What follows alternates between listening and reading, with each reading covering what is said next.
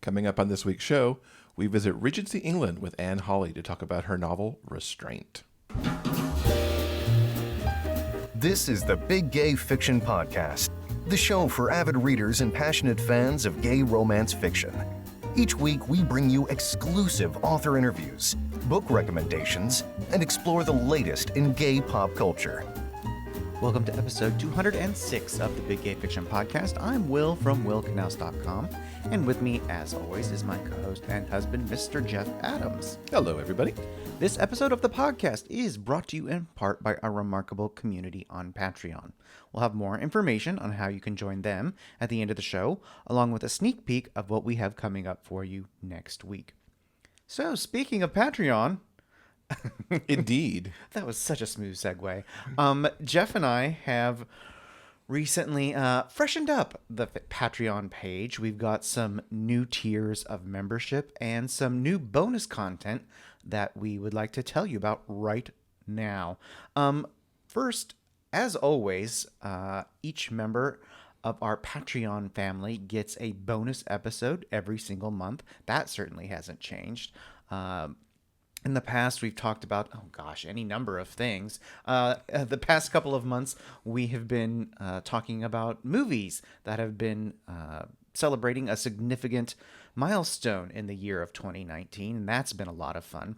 So each month, you'll get a bonus episode of the two of us riffing and talking about all the coolest stuff that we can come up with. In addition to that, as always, you're going to get a shout-out here on the show when you join us on Patreon. You'll also have the option of getting a personalized thank you card from us to you. Also, we have, I'm looking down at the list right now. We've got, in addition to the new tiers, we've also come up with something brand new. We're going to do an additional bonus show every month, and this show is going to be called Big Gay Fiction After Dark. And in this bonus content, we are going to talk about some of the sexiest and spiciest stuff that we can find. And we're going to discuss and blush over it, all for your listening enjoyment. This coming week, we're going to be releasing a sneak peek hybrid episode. It's going to serve as the bonus episode for the month of September, as well as give you an idea of some of the content we're going to be talking about in the Big Gay Fiction After Dark show. So those of you who are already a member of our Patreon community, you'll have that to look forward to. Also, we have a special membership tier, and this special tier is for people who believe in making this show as accessible as it possibly can be. This is our transcription tier, and the money that we receive from this membership level goes specifically to making sure that all future and past author interviews are transcribed. That way that they're accessible to everyone. It's something we're super passionate about. We've been working really hard in the past year trying to get that off the ground, and we are super happy to announce that if you feel the same way that we do, now you can join in all the transcription fun. Yeah, we'll have you listed specially as being transcript producers on the show, and we've been, ever since episode 180, which I think was the first episode of 2019, we have been doing transcriptions on our author interviews. But there are most likely somewhere between 150 and 160 interviews in the backlist that have never been transcribed, and we really want to get those transcribed. So as Will said, they can be accessible by everyone. So we've got lots of great new bonus content and early access to author interviews. Lots of great stuff. If you're curious about more and would like to read about what you get when you join our Patreon community, all you have to do is go to patreon.com/biggayfictionpodcast and you can find out more information there. Hi, I'm Jay from the LGBTQ romance review blog Joyfully Jay. At Joyfully Jay, we review tons of LGBTQ romance, as well as romantic fiction and nonfiction. We review ebooks, audiobooks, and even the occasional movie. We typically review about 18 books a week, so Joyfully J is a great place to hear about new releases, catch up on books you may have missed, and find some new favorites. In addition to our reviews, each weekday we host an author as our first post of the day. This gives readers a chance to learn more about new releases, get exclusive excerpts, find out about the author, and participate in great giveaways. Each author post on Joyfully J is exclusive, so you get access to book and author information you can't find other places. At Joyfully J, we love LGBTQ romance and are excited to share it with you. Stop by the blog at joyfullyj.com. You can also visit us on our Facebook group, The Joyful Jays. We'd love to have you join us. This week's book review segment is brought to you by Jeff. He was a busy boy this past week, weren't you? And actually, for the first one, it goes back like 2 weeks because I was doing an epic 18-hour audiobook, and that took a minute to get through. Before I get into the details on the outstanding and at times extremely disturbing criminal past by Gregory Ashe, let's talk about one of the best lines that surfaced from the entire series. Quote, "You broke the hospital with your ass," unquote. Does it get much more interesting than that? I mean, could you even imagine? I don't even know what that means. Summers often pokes fun at Hazard for being fat, which he isn't, but he pokes that fun anyway. And I'm really not going to give you the context for this line because it'll mess some stuff up, but I will say that it provided a major tension break toward the end of the book, which is exactly what it needed to do. And I have to say, well done to Gregory Ashe for that, because in the midst of everything, I broke out laughing because of that line. Now, with Criminal Past, I am finally up to date with the Hazard and Somerset series, which I first reviewed back in episode 165, so it's taken me a little bit to get through these 6 books. And for such long ones, though, I really blazed through them as they came out on audio, with book 6 having only been out for about a month or so now. I had to know where this was going, and I took these in as fast as I could, because not only were Hazard and Summers such amazing characters, but the town of Warreda is so messed up, and I really had to see how it all came together, and man, does it blow up in this installment. This book boils down to Mikey Grames, who was Hazard's primary tormentor in his high school days, along with Mayor Sherman Newton. Now, Newton's been a focus of several of the books, and it's long appeared that he's been heavily involved in shady dealings around Walraider real estate. There's little doubt, on the other hand, that Mikey is totally mixed up in some super bad stuff. And as this book starts out, Hazard and Summers are asked by the police chief to prevent a murder instead of actually investigating one. They're assigned to lead a detail to protect Mayor Newton. Now, of course, this is the last thing these two want to do, because the mayor is not their favorite person, because they know deep down that he's dirty. But they do this anyway. And as you can imagine, things go downhill from there, and they get into hellish territory really fast. The intricate plots Gregory's been weaving over the past 5 books all come to roost here. And what a plot it is. So much happens here in the longest book of the series. It's about 3.5 hours longer than any of the others. And what starts out to be a case to save the mayor soon has Hazard and Summers in the middle of a crazy cat and mouse game. Now, they've always been targets in this series to one degree or another, but this time the entire focus is squarely and very uncomfortably on them. So much of this is dredged up from their past as well. I never imagined how far back the tendrils of this mystery would go. And I've said in previous reviews that Gregory never plants a seed that doesn't manifest into something, and that's more true here than ever before. Things that I thought I knew for sure and had been settled in this series were turned upside down. The result of that is that more than ever I grieve for Hazard and Summers and the crappy lives that they had as teens. It's a past that they cannot get away from. And the way that Gregory Ashe has weaved all this tale, it's the intricacy of this mystery combined with how Hazard and Summers spark against each other as detectives and as relatively new boyfriends was incredible. The whole thing is like a lesson in Damon Swade's whole you have to create the friction between characters even while they're coming together, and Gregory does that so well here. And this is particularly true of Hazard. His internal monologue and how he views himself as a broken man was vivid, heartbreaking, and frankly, at times I had to turn the book off because Tristan James's narration brought it a little too much to life and just made it so painful I had to just set it aside for a minute. It's impossible to dig too much into the plot without getting into way more spoilers than I want to reveal. I can say that the opening chapter with Hazard, Summers, and Summers' daughter Evie was a complete delight. They are hanging out at the county fair. It's near 4th of July, and they're trying to just have a nice moment. Seeing Hazard's parental side was wonderfully light, and especially him getting covered in cotton candy. I could only imagine what that would have looked like had it been presented in like a movie or something, and it was a breath of fresh air before all the action kicked in. Also, the last line of the book is masterful and poignant, and thank God it was there because I needed that so much.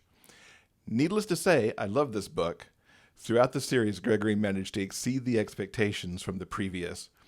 He has said that there's a book 7 to come, and I can't imagine what he's going to put Hazard and Summers through in that one, but I know I will be there to read it. If you haven't picked up the Hazard and Somerset series yet, and you're a fan of mysteries, you really need to get this to the top of your TBR right away. Well, I'm so glad that you liked that one. Though that's certainly not a surprise. You've been gaga for every single book in this series so far. So I'm glad that it met and exceeded your expectations. Now, this week, if there's any particular theme, it's going to be of historical romances. We have Anne Hawley coming up in a few moments, so be sure and stick around, everyone, for that interview because it's really, really good. But before we get to that, Jeff, you beat me to a Cat Sebastian book, which I'm a little jealous about.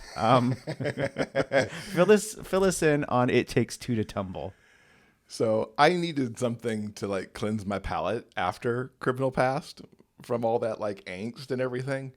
And this was the sweetest romance with cats. It Takes Two to Tumble, which is the first book in the Seducing the Sedgwick series. It was exactly what I needed, and it was so just awesome. And I'm sorry I beat you to it, but it's been way too long since I picked up one of Kat's books, and I really wanted to get back into the world that she builds. And here we find Ben Sedgwick, who's a country vicar. He's very happy to help his parishioners, and he enjoys the simple life that he's kind of carved out for himself. Now, that quiet ends when he's asked to look after 3 children who are running wild after the death of their mother, and that's left him with only really the household servants to mind them. No governors or tutor can keep up with them, and their naval captain father has been unable to get home from sea. And Ben slowly succeeds in getting this trio to behave, at least a little bit, in time for their father's return. Now, Captain Philip Dacre has lived on the sea for most of his life, and he's uncomfortable at the thought of spending summer on shore, even though he knows his children need him. He's also going through the grief of losing not only his wife, but a crewman who he was also quite close to. He's used to things running in an orderly fashion, and he's quite alarmed to find that discipline doesn't quite seem to work in his household. Now, right off, one of the elements that delighted me into this book was the very sound of music, goings on with the children. While no one is singing in the hills, you've got wild children, someone who's come from the church to work with them, and a captain hell-bent on having things run his way. Kat's adaptation of this is simply charming. Ben is as stubborn as Maria when it comes to fighting for the children to be understood rather than simply brushed away. And Philip starts off as a classic Captain Von Trapp, minus the whistle, but soon sees how his children are special, and that Ben is quite something too. Now, of course, complications abound. Ben is betrothed to his best friend Alice, who he cares about deeply and wants to make sure that she is cared for as well, because she's not well. There's a scandal that surfaces involving his family, which devastates Ben and calls into question every aspect of his future. Philip, meanwhile, has a ticking clock because he's due to return to his ship at the end of summer. But the more he's home with his children, getting back into the routine of the village and forging more of a connection with Ben, he's left at loose ends trying to decide exactly where his duty lies. Now, each of these problems are managed so deftly by Kat, And she usually manages to bring in help from quite unexpected people to remove the barriers for Philip and Ben to forge a life together. And even make that a life that works correctly kind of within the era that they live. Now, one of the things I've always enjoyed in Kat's books is front and center here too, and that's the tender way that she writes two guys falling in love. The scenes with Philip and Ben as they move from arguing over the best way to manage the children to finding common ground, and then that blooming into the caring and loving for each other, it just gave me warm fuzzies so much. I couldn't help but root for them as if I might have been a dear friend. And the children, what a delight here. Oh my God. Sometimes having one child in the book can be too much, but here there are three, and I enjoyed all of them in their own way. They managed to guide Ben and Philip to discovering why they should stay right where they were and be the support system for them. And there's a particularly touching bit of business around a learning disability that's fleshed out for both father and son that was quite a touching moment between them. Got to give credit to Joel Leslie, too. He gets to showcase his work with accents here. His portrayal of Philip and Ben is wonderful, capturing the prickly and tender moments perfectly and only adding to those warm fuzzies that I mentioned earlier. Plus, his voicing of the children is top-notch, along with the rest of the rather large cast of characters. So if you're in the mood to visit an English village and watch two men have a super sweet romance, Cat Sebastian's It Takes Two to Tumble is the book that you're looking for. Now, if you're interested in learning more about the books or anything else that we've talked about in this week's show, all you have to do is go to the show notes page for episode 206 at biggayfictionpodcast.com. Did you know that podcasts love to get reviews too? Taking a moment to leave a review about the Big Gay Fiction Podcast helps us with the show's visibility online. Please take a moment to visit iTunes and leave a review. Your comments help other readers of gay romance discover this show. Thanks for helping us spread the word about the Big Gay Fiction Podcast. This week we're excited to welcome Anne Hawley to the show. Anne writes historical romances, and we're going to talk about her book Restraint. But she's also been working on a new historic romance that is set in the Regency, but it's also based off a classic piece of literature. And we're going to find out how the Masterwork Experiment's been working for her. So shall we get to that interview? Yeah. Welcome, Anne, to the podcast. It is so great to have you here. Well, thank you for having me. It's really an honor to be here. So we wanted to get you on the show for a couple reasons, and we'll kick that off with talking about your historical Regency romance called Restraint. Tell everybody what this book is about. Restraint is about a young artist in Regency, London. His name is John Waterfield, and he is inconveniently handsome. Now, I say inconveniently because he has a secret that he doesn't want high society to find out about him, which is that he is gay, because if they find out, he will be shunned and he will no longer have the business of the high society people who commission people like him for fancy portraits. He's the son of a clergyman, what's more, and so he's very, very uptight about his sexuality. Well, enter Viscount Penrith. His first name is Tristan, and he is a young aristocrat who has a terribly scandalous past that he is trying to live down. But he sees a portrait that John has painted of a lady in society, and he decides he wants a portrait too, a little bit on the naughty side, not naked or anything, but a little on the scandalous side. So he commissions the portrait, and as they begin working together, they start sort of hanging out together as well, and their attraction to each other is pretty undeniable. And society starts to notice that there's a little bit of spark there, and of course they gossip, and there's a lot of talk. So because John has this religious background with this very, very judgmental father, he is reluctant to do anything about his attraction to Lord Penrith. And because Lord Penrith really believes that his own nature is corrupt, he's not pushing himself on John. He's keeping it kind of cool. And so they manage to restrain themselves, hence the title of the novel, until the portrait is finished and out in the world. And then they finally manage to escape to one of Lord Penrith's country houses where they begin this summer love affair.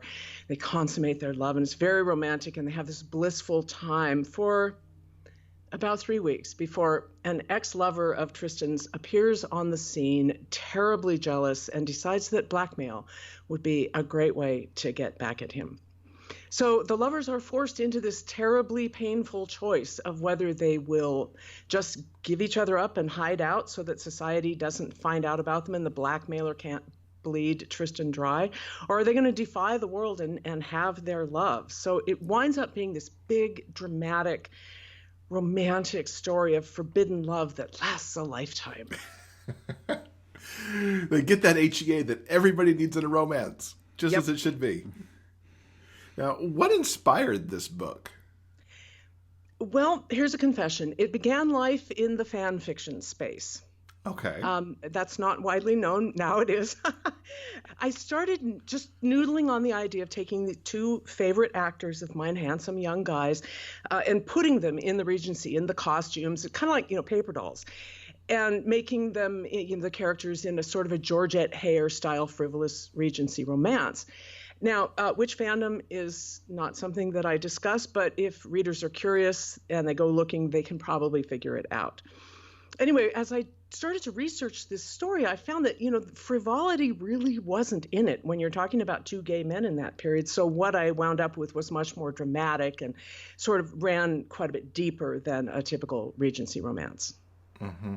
And there's a lot going on for these lovers. You've got the Regency period itself, which wasn't necessarily kind to gay folks. And then John's major religious upbringing, too. There had to be challenges here getting them to their HEA. There were, definitely. There are traces in the historical record, as you guys are probably aware, that some queer people throughout history were able to get to that place of actual commitment and living together in some sort of married-like arrangement against all odds, right? But they were very rare. I do have a secondary couple in my story, an older pair of gentlemen who have been able to achieve that because they're just so rich and so private that they can get away with anything. But what I was so interested in this story was how society had the power to control non-conforming people, even those at the pinnacle of privilege. You take a character like Viscount Penrith, he's like at the top of world history pyramid of privilege, right? He's just like the highest of the high. And even he was subject to these social restrictions. And I really got interested in this sort of capital R romantic idea of a love that would endure for a lifetime despite those restrictions, some of which these two guys do have to observe. What is it about the Regency period that interests you to set stories? Well, first of all, I grew up reading Georgette Heyer's Regency romances. My first one came my way when I was probably about 12. And the thing about her books is that her research is absolutely impeccable. She presents a story on the surface that's kind of a fantasy version of the period where she focuses apparently on the fancy clothes and the hairstyles and the beautiful horses and carriages and ballroom scenes and all that sort of thing, and manners. And the characters are these rich people with very few obstacles standing in the way of their love, except inner prejudices or something, kind of like Pride and Prejudice. But on every page, if you look, she goes deeper. She understands the whole socioeconomic background of the time she's writing in, the war that was going on at the time, all the class disparities, the poverty, the dangers of life in London. It's all there if you look for it. And that's what I got really interested in. So you take a character like Lord Penrith and ask, what if somebody like that was gay? And he was prohibited not only by custom, but by law, right, from loving who he would naturally love. Now, that was really interesting to me. And once I started digging into the research, upper class men in that time typically weren't prosecuted for the crime of sodomy. I put that in air quotes. But you got to be aware it was actually a capital crime in that time. And lower class men were executed for it. Not always, but sometimes it was not uncommon to have an execution for sodomy right up until the 1820s, which when they finally stopped doing that. They were still imprisoned for years after that, many years, probably more than a century after that. But if the criminal justice system would let these rich men go because they were so privileged and so, sort of sacrosanct, society would step in and society would try and control what it thought was deviant sexual behavior using this wonderful tool called blackmail. And blackmail practically was invented on the basis of, ratting out guys who were gay, right? And some of the greatest men of the age were ruined by the mere accusation of homosexuality, or ruined financially by blackmailers draining their resources on pain of, letting the world know that they were gay. So the stakes in the Regency were really high, and yet you have this juxtaposition with this incredibly privileged class of men who were sexually nonconforming. And I love that juxtaposition that creates the forbidden love story. And the Regency is just the perfect place to set that kind of story. Mm-hmm. Yeah. I think listeners of the show will know that I've only recently sort of dived into historicals, and I've found that sort of that idea of forbidden love and going against society, it really illustrates the strength of the romance of the two main protagonists. I'm interested in what your opinion is that why the Regency specifically has been such a mainstay of historical romance for so long. I mean, does it specifically just boil down to Jane Austen, or is there something else going on for readers of this genre? It's hard to say. I don't really have like a scholarly theory about it. I think it does boil down to A, Jane Austen, and B, Georgette Heyer. Yeah. Georgette Heyer wrote, I forget how, 35 novels or something, a large body of work, much of it set in the Regency. And she really originated the Regency romance. In her days, she was looking back 100 years. Now we're looking back 200 years. But it's still fascinating. Just there's something about the time where we're right on the verge of like they were still writing with quills, and they didn't have matches yet, and the railroad hadn't quite come along yet. It was about to. So we're just prior to the sort of industrial revolution, mm-hmm. and yet it's still civilized enough that it's not just all mud and dirt and gross. And I think that's a lot of it. I really do. It's the clothes and the balls. It's all about the balls. Well, yeah, exactly. One way or another, it's all about the balls. One of the reasons that we wanted to ask you to come on the show is that you are part of another podcast, specifically Sean Coyne's Story Grid podcast. And you were recently asked to come on and become part of like a mini-series called the Masterwork Experiment. Can you explain what that experiment was all about? Yeah, I can try. It was all new to me, and I'm a student of Sean Coyne's. He developed the Story Grid method and wrote the book, The Story Grid. Big fan and a student of his. And he has lately come up with this new methodology to help writers write stories better. He's always advocated that writers need to read a lot, and not just read, but deeply study masterworks in the genre that they want to write in. So he gives the example in his book of tearing the thriller Silence of the Lambs down to really tearing it down and really looking at what makes it tick, right? So he's taken this a step further, and this Masterwork Experiment is a new, even higher precision tool for doing that breakdown. So what we did over 10 episodes is we analyzed Annie Proulx's novella, Brokeback Mountain, which is a short novella, about 11,000 words. And we broke it down at what we call the beat level, which is a little bit like finding the skeleton, like scraping away the flesh, sorry to be gross, and finding the skeleton of the story. And my challenge then was to take that skeleton that we discovered and wrap like new story flesh around it, set in the Regency, because that's my area of expertise. So just in brief, we find in Brokeback Mountain, for example, which for readers who don't know or listeners who don't know, it's set in 1963 in Wyoming, a couple of cowboys. Probably everyone's seen the movie, right? The movie's very true to the novella. Anyway, so in the masterwork, we find some familiar beats, like the lovers meet at a job interview. And when you think about that, you've probably read stories where you've seen lovers meeting on the job or at an interview. And we have getting to know you over drinks at a bar. How many scenes like that have you seen or read? It's a very common scene type. We have a drunk scene. We have inclement weather forces them to share a bed. That's like one of my favorite kinds of scenes. It's very common in fan fiction, I can tell you that. And so on, right? So if you take away the specifics like the sheep and the mountains and Wyoming and cowboys and the sensibility of 1963 Western America, and you transpose it to England in 1812, you get a completely different story. But it's made of familiar things, right? So my job was to find the beats in Brokeback Mountain. We discovered 83 of them, and then those beats become my outline for the story that I'm now working on, which is my Regency Brokeback Mountain, if you will. And it makes it so that I'm no longer dependent on waiting for that bolt of inspirational lightning to strike me. I can just roll up my sleeves and get to work with the tools that I have. So it's been surprisingly liberating. It's a great, great technique. When I started listening to these specific episodes of the Story Grid podcast, I was really fascinated, and it spurred me to actually go read Annie Proulx's story. And I talked about this a couple of episodes back. And first I was not stunned, but I was taken aback that Brokeback Mountain is, in fact, quite good.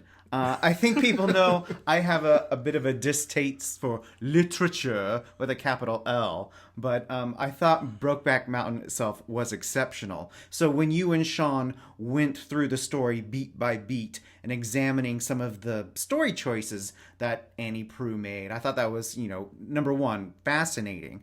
But I thought the experiment part of the show was also really intriguing, taking as you said, the skeleton that Annie Proulx came up with and creating your own story. Can you give us a sense of what your story ended up being about?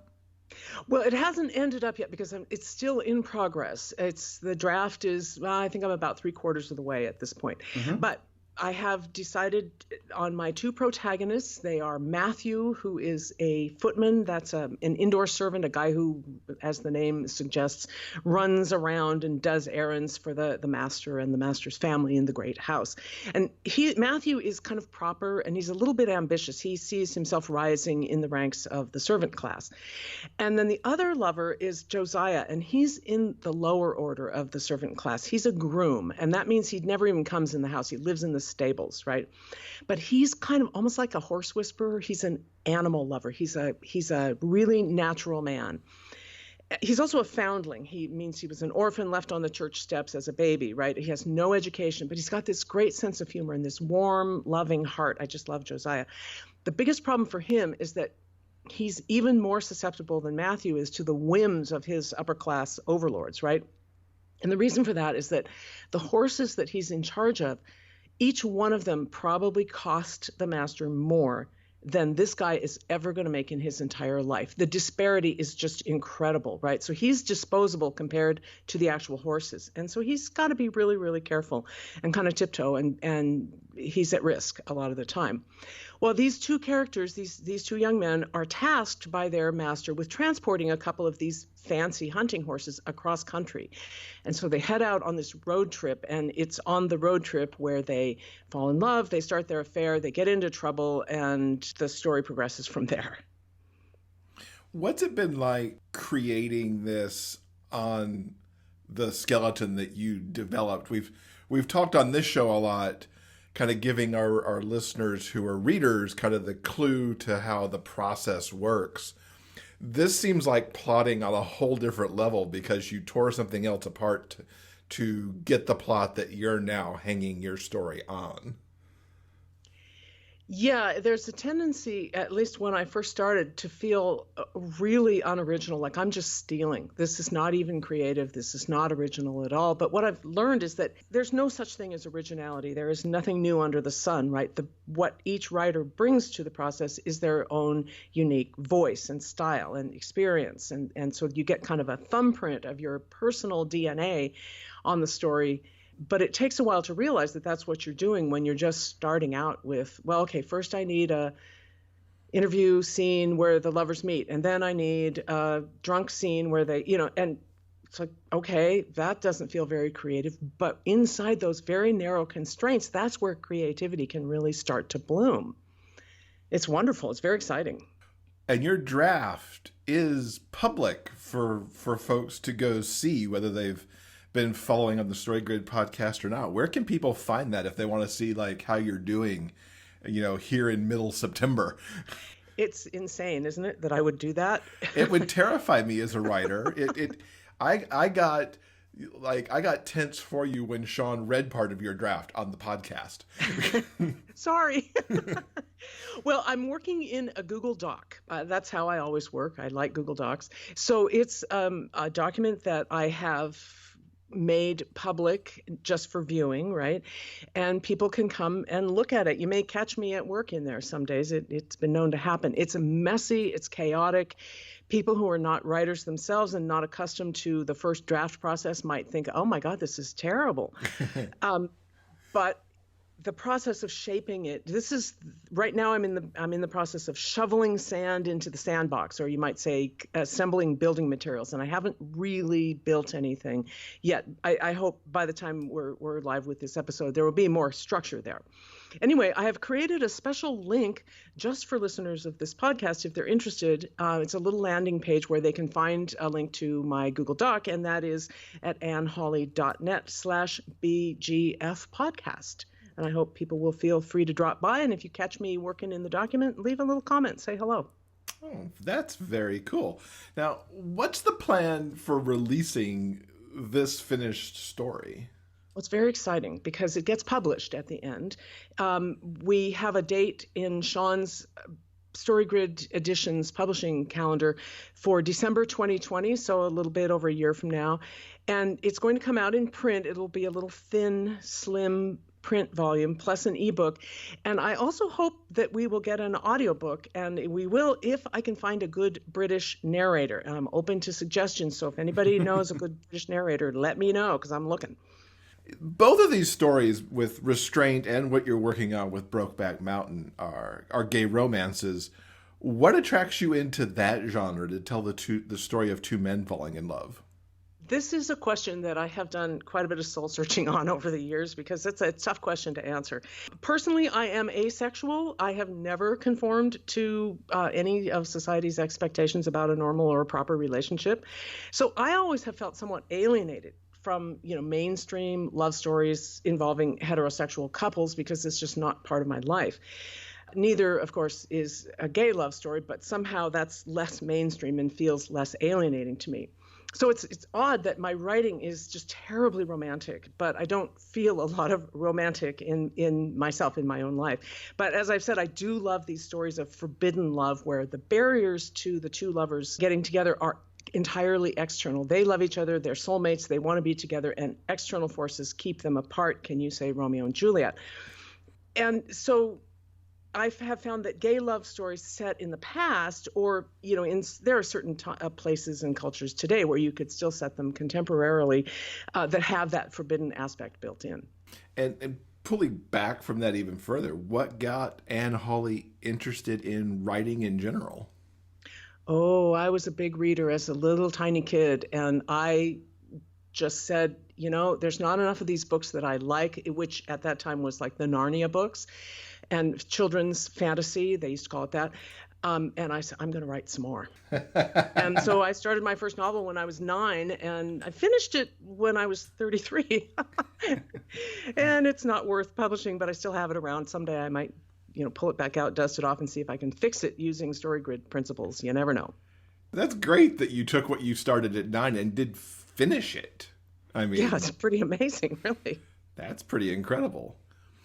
So besides finishing up the work you're doing from the Masterwork Experiment, what else is coming up next for you that our listeners might be interested in? Well, I've started a new novel. It's going to be set in Portland, which is my hometown and where I currently live, in 1905, so turn of the last century. It's going to have a couple of love subplots, one gay, one lesbian, but that's not the primary story. The primary story is about an occult society, kind of like the Order of the Golden Dawn, and they practice ritual magic, and I'm examining sort of the question of whether that kind of magic is actually real. So it skirts kind of a line between reality and fantasy, and that's what I'm working on now. That sounds super cool. And what is the best way for everyone to keep up with you online, to get news about that and the Masterwork Experiment as it moves towards publication and everything else? Well, I'm on Twitter at Anne Hawley. That's ANNEHAWLEY.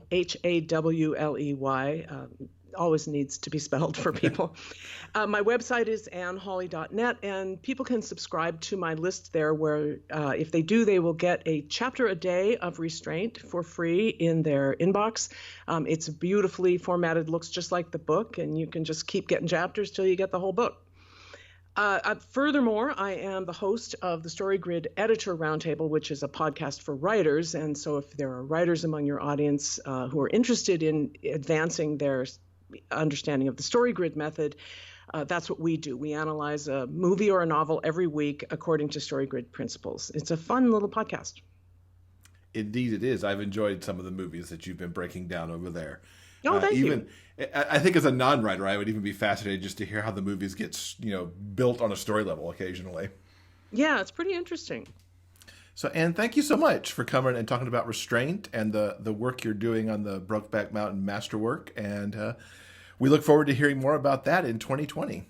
Well, thank you very much. This week's interview transcript has been brought to you by our community on Patreon. If you'd like to read the author interview for yourself, simply head on over to the show notes page for this episode at biggayfictionpodcast.com. And thanks again to Anne for coming and talking with us a little bit more about the Masterwork Experiment. I am super excited to see where her story turns out. 2020 won't get here fast enough to be able to see that. Oh, I know. I can't wait to read it either. It sounds so good. And if you're an author in our audience and want to hear even more about Anne's work on the Masterwork Experiment, you can go over to Big Gay Author Podcast for episode 8, where she joined us to really kind of dig into the work she was doing there. It's a fascinating listen for authors. Okay, guys, I think that's going to do it for this week's show. Just a quick reminder, as we mentioned at the top of this episode, we've got a Patreon page and lots of great new stuff for you to partake of. If you're interested, all you have to do is go to patreon.com/biggayfictionpodcast. Now, coming up in episode 207, Louisa Masters is going to join us, and she's going to be speaking about her latest romance, I've Got This. And this, I'm so excited about this one. This is a romance set in a theme park. Yeah, I so much love talking to her about this. It sounds absolutely wonderful. And I know you've been reading it, so I'm looking forward to getting this in front of everybody next week. Yeah, I can't wait to get to that. So, guys, remember, no matter where life takes you, the journey will always be sweeter when you have a book. Until next time, everyone, please keep turning those pages and keep reading. For detailed show notes and links to everything discussed in this episode, go to biggayfictionpodcast.com. New episodes are available every Monday at all major podcast distributors. You can also find us on YouTube. I'm Derek McLean. Thanks for listening. We'll see you next week.